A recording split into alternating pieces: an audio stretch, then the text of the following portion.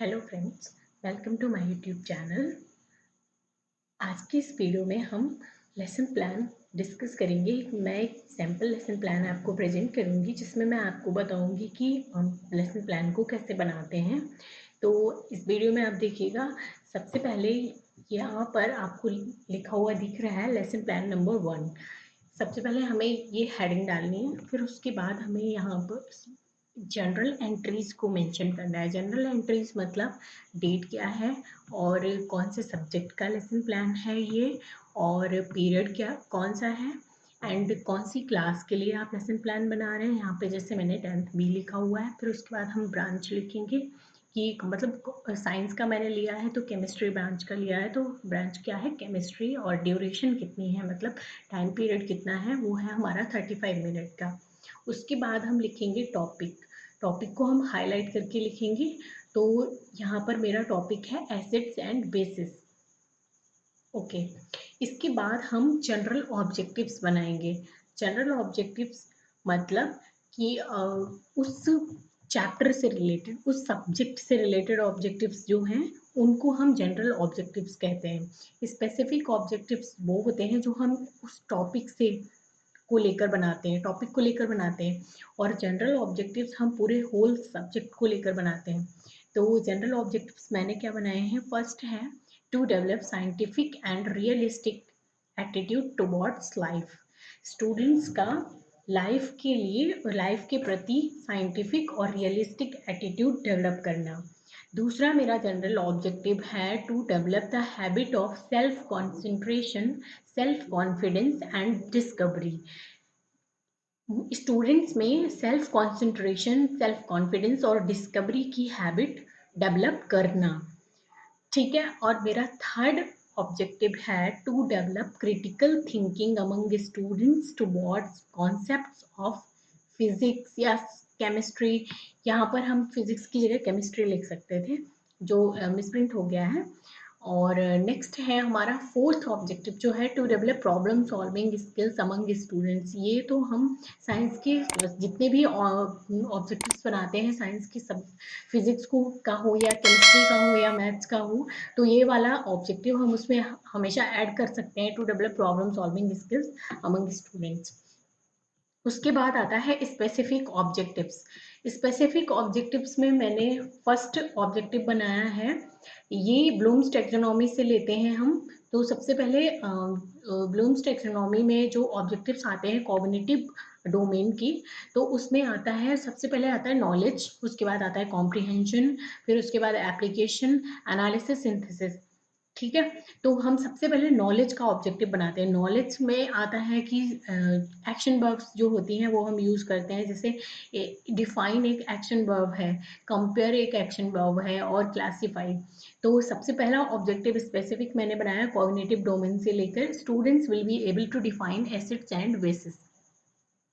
इसमें हम रिकॉल का भी बना सकते थे कि स्टूडेंट्स जो हैं उन मतलब अपनी प्रीवियस नॉलेज को रिकॉल करेंगे एसिड और बेसिस के अकॉर्डिंग। तो और इस तरह से तो सबसे फर्स्ट ऑब्जेक्टिव है हमारा students will be able to define acid and bases. Next मैंने बनाया है students will be able to compare acid and bases. Compare करना मतलब एसिड और बेसिस को कंपेयर कर पाएंगे। यहाँ पर टू कंपेयर एक एक्शन वर्ब है।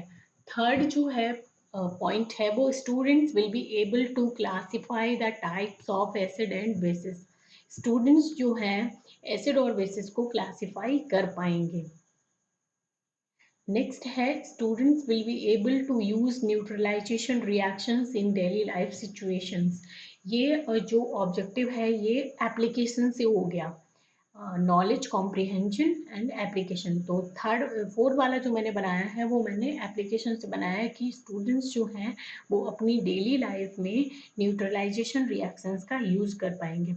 मैंने आपको जब लेसन प्लान के बारे में बताया था, उसकी इम्पोर्टेंस, कैरेक्टरिस्टिक्स के बारे में बताया था, तो मैंने आपको बताया था कि जो लेसन प्लान है आपका उसमें एग्जाम्पल्स जो हैं वो डेली लाइफ से रिलेटेड होने चाहिए, डेली लाइफ सिचुएशन से। तो यहाँ पर मैंने जो ऑब्जेक्टिव बनाया है तो ये उसी को लेकर मैंने बनाया है कि students will be able to use neutralisation reactions in daily life situations. उसके बाद हमारा थर्ड हेडिंग जो है, मेन हेडिंग वो आती है प्रीवियस नॉलेज। तो हमें ये सोचना पड़ता है कि स्टूडेंट्स को इस टॉपिक से रिलेटेड प्रीवियस नॉलेज क्या क्या हो सकती है। तो हम एक्सपेक्ट करते हैं कि students have some basic knowledge about chemical reactions and some things which are sour and bitter in taste।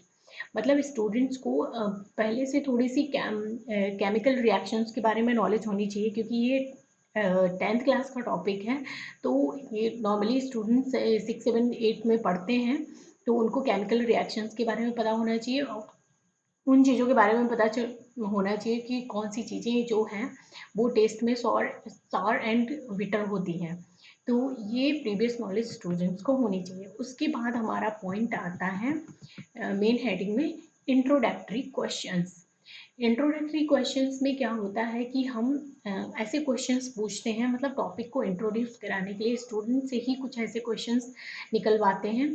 तो हम इन इंट्रोडक्टरी क्वेश्चंस को हमेशा व्हाट मतलब क्वेश्चन मार्क से वाले वर्ड से स्टार्ट करते हैं। डब्ल्यू इसमें सारे यूज होते हैं, जैसे कि व्हाट है, हाउ है, वाई है, इस तरह से। तो यहाँ पर मैंने इंट्रोडक्टरी क्वेश्चंस हमें बनाने होते हैं लगभग 3 या 4, और उसके बाद जो लास्ट क्वेश्चन होता है वो हमारा एक प्रॉब्लमेटिक क्वेश्चन होना चाहिए, और उसमें टॉपिक का नेम बिल्कुल भी यूज नहीं होना चाहिए। जैसे मैंने फर्स्ट क्वेश्चन पूछा है स्टूडेंट से, और सारे जो भी इंट्रोडक्टरी क्वेश्चंस हैं वो एक दूसरे से रिलेटेड होनी चाहिए।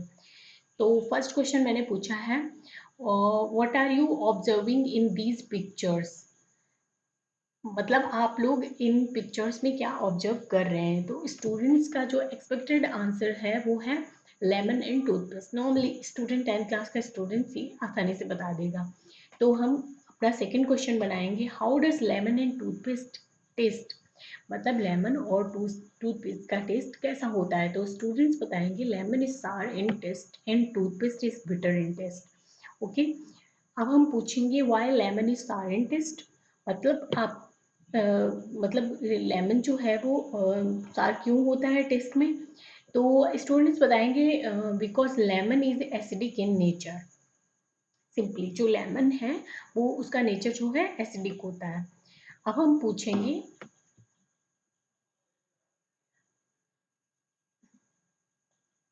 What are acids. तो अगर लेमन जो है एसिडिक होता है नेचर में, तो एसिड्स क्या होते हैं। तो ये प्रॉब्लमेटिक क्वेश्चन हो जाएगा, क्योंकि स्टूडेंट्स यहाँ पर एसिड को डिफाइन नहीं कर पाएंगे। ओके, तो अब हमारा स्टेटमेंट ऑफ एम आएगा मेन हेडिंग। इसमें स्टेटमेंट ऑफ एम क्या है, today we will discuss about acid and bases. ये हो गया हमारा स्टेटमेंट ऑफ एम। ओके, तो स्टूडेंट्स अब हमारा नेक्स्ट पॉइंट होगा प्रेजेंटेशन। प्रेजेंटेशन स्टार्ट करने से पहले हमें कुछ डिटेल्स देनी पड़ेंगी, जैसे कि टीचिंग पॉइंट। ये हमारा कौन सा टीचिंग पॉइंट है। तो ये हमारा फर्स्ट टीचिंग पॉइंट है, जिसका नेम है basis and classification of basis. तो अब हम इसमें टीचिंग मेथड कौन सा यूज़ कर रहे हैं, लेक्चर कम डेमोन्स्ट्रेशन मेथड। उसके बाद हम लिखेंगे यहाँ पर टीचिंग रिसोर्सेज। हम रिसोर्सेज कौन से यूज़ कर रहे हैं, जिसमें मैंने यूज़ किया था power point presentation and GIF, images, white board. आप अगर ऑफलाइन टीचिंग करते हैं तो उसमें आप लिख सकते हैं कि कोई टीचिंग एड आपने बनाया हो, वो यूज़ कर किया हो, तो वो उसको भी आप नोट डाउन कर सकते हैं। जितनी भी चीज़ें आप यूज़ कर रहे हैं उन सब की डिटेल देना बहुत ज़रूरी होता है। उसके बाद हम आते हैं टीचिंग टेक्निक। टीचिंग टेक्निक कौन सी यूज़ कर रहे हैं, तो यहाँ पर हम question and answer technique use कर रहे हैं, क्योंकि जो लेक्चर कम डेमो मेथड है इसमें टेक्निक जो है वो question and answer technique use होती है। अब हम क्या करेंगे, एक टेबल बनाएंगे, उसको 3 कॉलम में डिवाइड कर लेंगे। फर्स्ट में हमारा पीपल टीचर्स एक्टिविटी होगा, सेकंड स्टूडेंट्स एक्टिविटी होगा, एंड थर्ड हमारा होगा वाइट बोर्ड वर्क। तो अब हम क्या करेंगे, इस मेथड में सबसे पहले टीचर क्या करता है, कुछ डेवलपमेंट्री क्वेश्चंस पूछता है। जैसे कि यहाँ पर मैंने कुछ 3 या 4 क्वेश्चन पूछने होते हैं। उसके बाद आपका जैसे इंट्रोडक्टरी होता है वैसे ही सेम टू सेम डेवलपमेंट्री होता है उसी टाइप का। और ये डेवलपमेंट्री क्वेश्चंस भी आपस में इंटर रिलेटेड होने चाहिए। तो मैंने यहाँ पर 3 क्वेश्चंस पूछे हैं। लास्ट क्वेश्चन मैंने जो पूछा है वो स्टूडेंट्स आंसर नहीं कर पाए हैं, वो हमारा क्या हुआ था, प्रॉब्लमेटिक क्वेश्चन। अब आता है टीचर स्टेटमेंट। यहाँ पर टीचर स्टेटमेंट में सारी एक्सप्लेनेशन आ जाती है, स्टूडेंट्स उसको केयरफुली सुनते हैं। ये स्टूडेंट्स एक्टिविटी में आता है। व्हाइट बोर्ड वर्क में आता है, आपने जो भी इमेजेस यूज़ की हैं या फिर जो भी टीचिंग एड यूज़ किया है वो आपका व्हाइट बोर्ड वर्क में आ जाएगा। और उसके बाद people teacher will ask a question. Teacher साथ साथ में क्वेश्चन भी पूछता जाता है स्टूडेंट से और एक्सप्लेन करता जाता है, और वहाँ पर रियल लाइफ एग्जाम्पल्स देने होते हैं, और इस तरह से पूरा टॉपिक एक्सप्लेन हो जाता है। और जो भी आप इमेजेस या एप्स वगैरह यूज़ कर रहे हैं वो सारे आप शो करते जाते हैं व्हाइट बोर्ड वर्क में। सारे एग्जाम्पल्स देने के बाद और फिर उसके बाद ये पूरा टॉपिक अच्छे से एक्सप्लेन होने के बाद फिर टीचर क्या करता है, फिर आते हैं इवैल्यूएशन पे।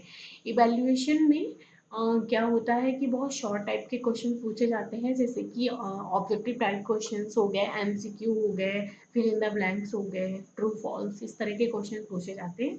5-6 क्वेश्चन पूछ लिए जाते हैं यहाँ पर। जैसे कि यहाँ पर कुछ क्वेश्चंस पूछे गए हैं, ये फिल इन द ब्लैंक्स पूछे गए हैं 2, और 2 यहाँ पर एमसीक्यू टाइप के पूछे गए हैं। स्टूडेंट्स रिप्लाई करते हैं, इससे हमारा इवैल्यूएशन हो जाता है। और उसके बाद हम 2 टीचिंग पॉइंट ले सकते हैं, 3 ले सकते हैं, जिस तरह का हमारा टॉपिक होता है, हमें जैसे कोर्स कवर करना होता है, और टीचिंग मेथड के अकॉर्डिंग हम वहाँ पर टीचिंग पॉइंट्स डिसाइड करते हैं। अब उसके बाद हम जाएंगे, इवैल्यूएशन होने के बाद हम जाते हैं,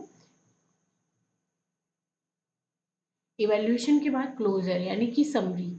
जो भी हमने टॉपिक पढ़ाया है उसका पूरा क्लोजर हमें शॉर्ट में देना पड़ता है। पॉइंट्स में चीज़ें हम लिख देते हैं कि क्या क्या हमने डिस्कस किया था।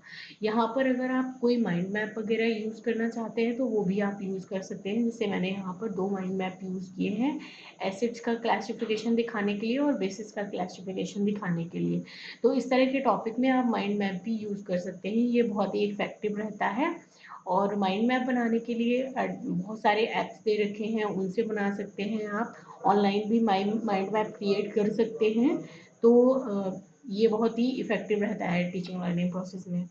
और रिकैपिचुलेशन में क्या होता है, आपको 5 या 6 क्वेश्चंस पूछने पड़ते हैं। यहाँ पर मैंने सिर्फ 2 दिखाए हैं, और आपको 5 या 6 क्वेश्चन पूछने होते हैं एमसीक्यू टाइप के, मतलब शॉर्ट आंसर टाइप के क्वेश्चंस पूछने होते हैं।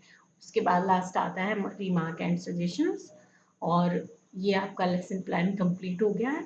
तो इस लेसन प्लान की हेल्प से आप भी साइंस के और लेसन प्लान्स बना सकते हैं। नेक्स्ट वीडियो में मैं आपको मैथ्स का लेसन प्लान शो करूँगी, तो आप पूरे वीडियो को ध्यान से देखिएगा, आपको फुल कॉन्सेप्ट क्लियर हो जाएगा। Thank you so much.